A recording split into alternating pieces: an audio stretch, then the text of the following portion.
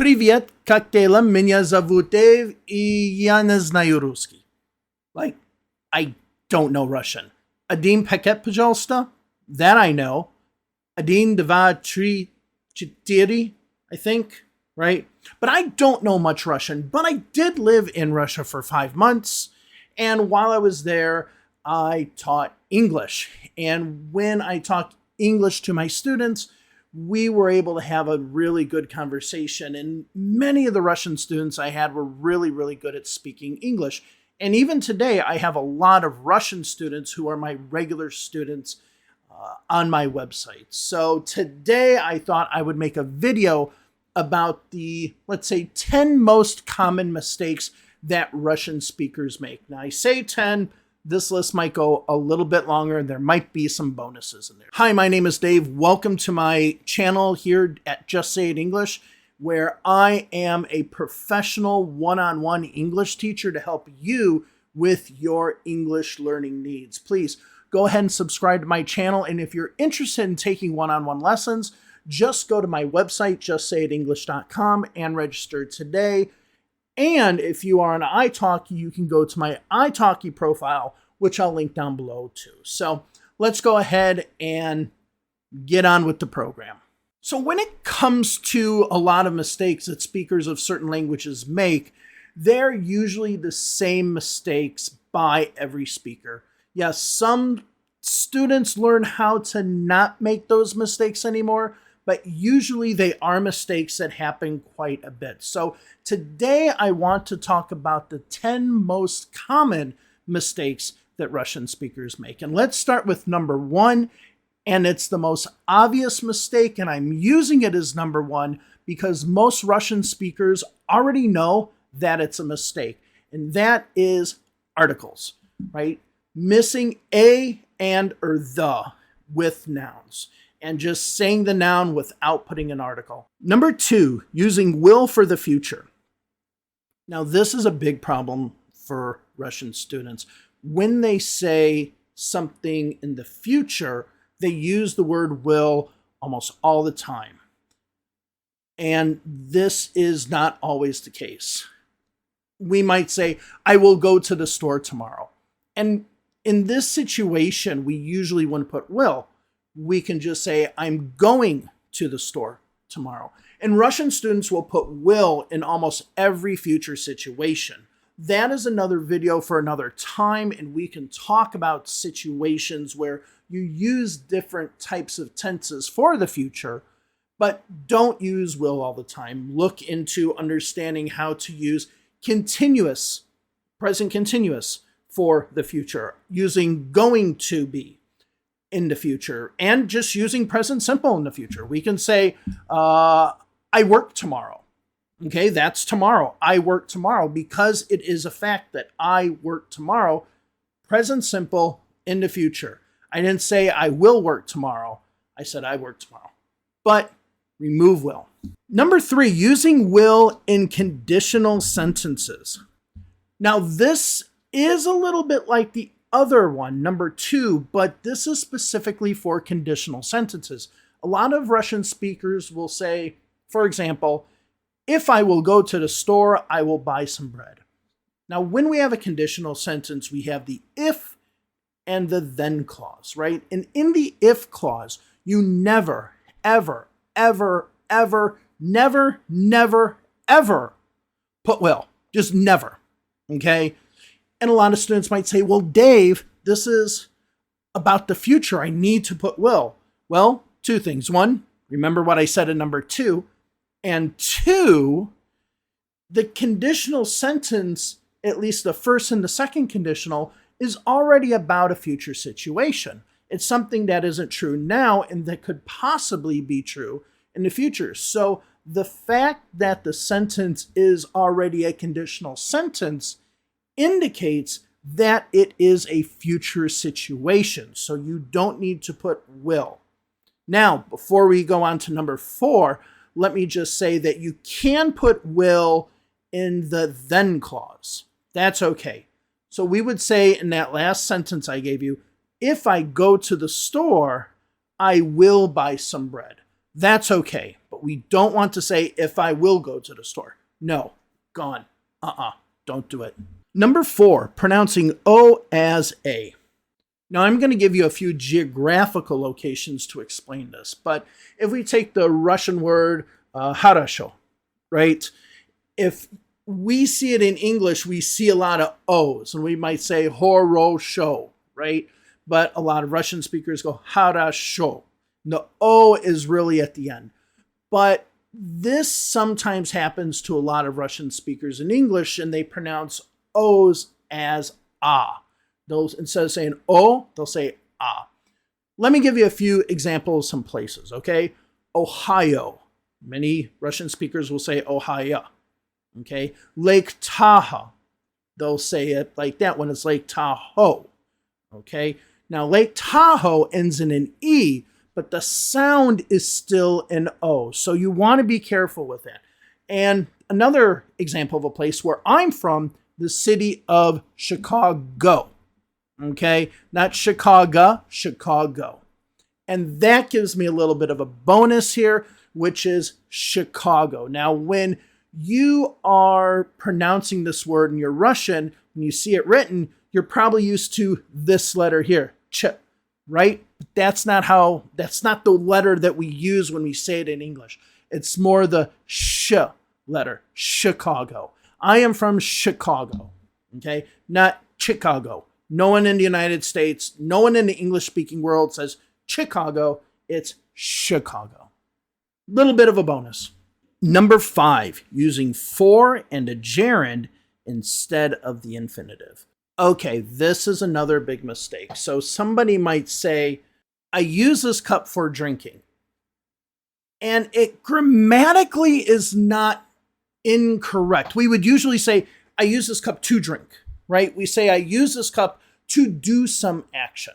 Now, can we say for drinking? We only use for in the gerund if something is specifically used for something, right? You know, I can say I use this cup for drinking, but I can use it for other things as well. So in this case, I would just say the infinitive. I use this cup to drink. Now I could say I use this pen for only writing on this sheet of paper. Okay, we could say that, but in most situations, we want to change it. So if you see that you're using for and then the verb with ing, for reading, for writing, for working, change that to an infinitive. To work, to write. And in almost 100% of the cases, it is the correct change. Number 6, using the word such too much. A lot of Russian speakers will say, we don't have such things here, or we don't have such problems, or I don't know such words, right? We don't say this in English. We don't use such in that way. Is it grammatically correct? Yes, it's actually grammatically correct, but we just never say it. We use these kinds or these types or these sort or something like this. So we might say, I don't have these kind of problems, or I don't know these sort of things. And these are the words you want to use instead. Don't use such in this way. Now, you can use such in other ways, like this is such a bad movie. That case, it's fine. We use it in this situation almost all the time, so that's good. Number 7, saying how is it called instead of what is it called.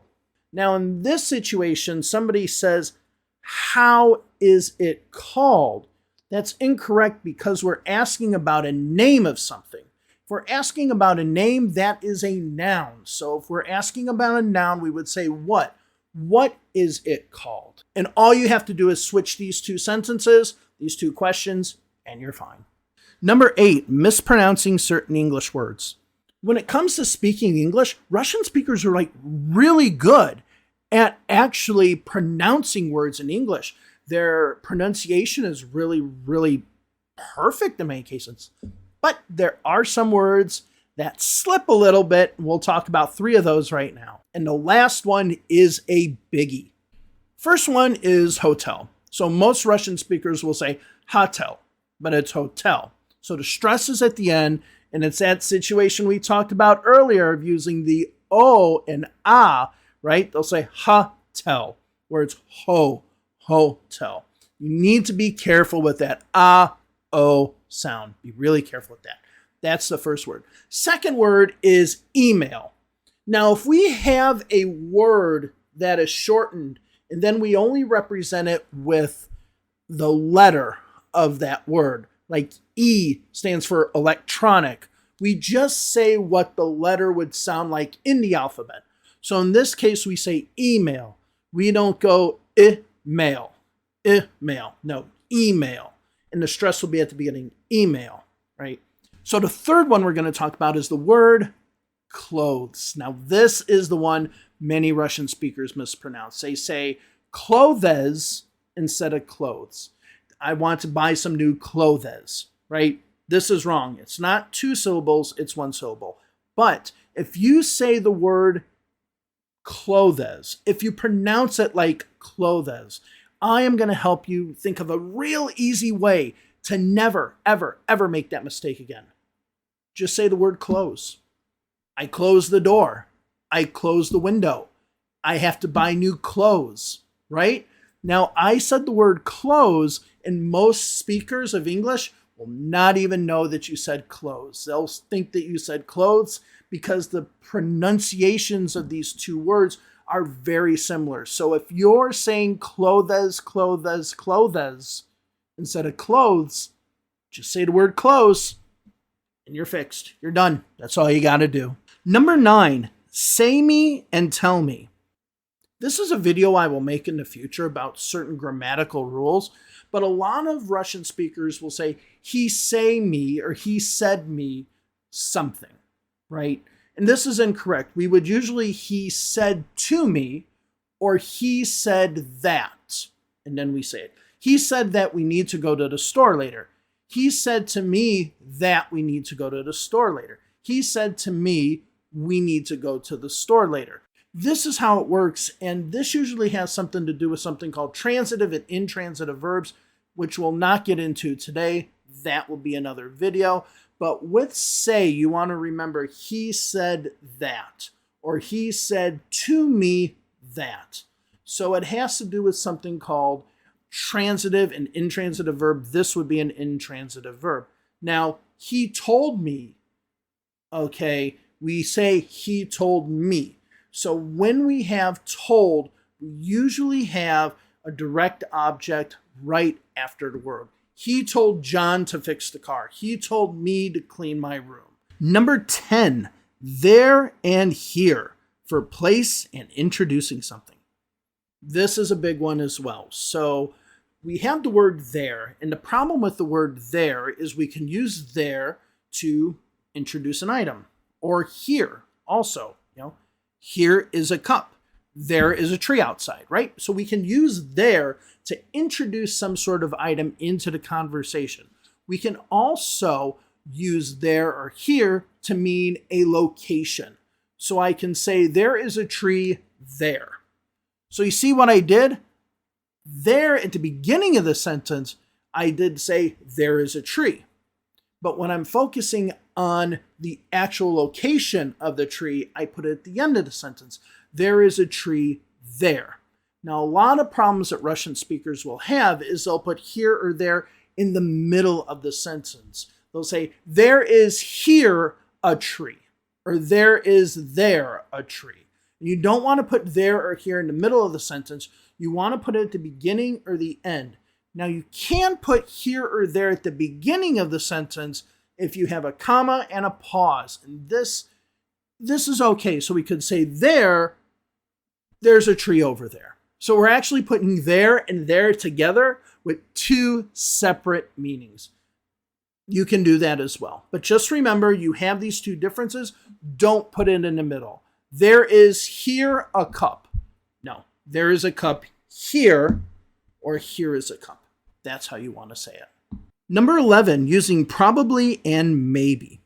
A lot of Russian speakers learning English will usually put maybe or probably at the beginning of the sentence, which is actually not grammatically incorrect, but it's more natural if you put it in the middle of the sentence, and this might be a little bit difficult to learn. So a speaker who is Russian might say, probably I will go to the store today, instead of saying I will probably go to the store today. Okay, this is a big problem. And the word maybe is even a bigger problem. And I am going to be making an entire video about maybe, because you have maybe as an adverb, and then you also have may be, which is a modal verb plus the base verb to be. And a lot of times Russian speakers can confuse these two and use them in the wrong way. So you want to make sure that you're either using maybe, the adverb, or may be, the modal and the base verb. But be very aware of that, because that's a mistake a lot of students make. So the last one on the list is not necessarily because it is grammatically incorrect or even used often. It was just the last one I had on my list, and that is using most of. Now, a lot of Russian speakers will use this incorrectly in a sentence. They will say, for example, most of Russian students learn English. Let's say most of Russian students learn English. Now, we usually would say most Russian students learn English. Okay? But if we're going to use most of, we need to put that article in there, going back to number 1, right? So this is a mistake that's easy to fix, because you just have to take of off. So somebody might say most of Russian students learn English. All you have to say is most Russian students learn English. Very small change. All right, now there are a lot of other mistakes that Russian students make. All right, future Dave here. Another one I wanted to put in that I forgot to put in there: advice, information, knowledge. These are all uncountable. So we never, ever put an S. We don't say knowledges.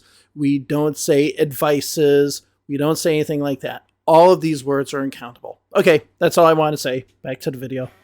These are just the most common. And let me ask you, do you find yourself making these mistakes? Are these mistakes that are very common when you speak English? And can you hear these mistakes when you are talking? Now, if you're interested in taking lessons with me, again, go down to my link there at justsayitenglish.com, sign up, or you can go to my italki link if you want, sign up as well. But I hope this video helped you a little bit with understanding many of the problems that Russian speakers have when it comes to learning English and when it comes to speaking English.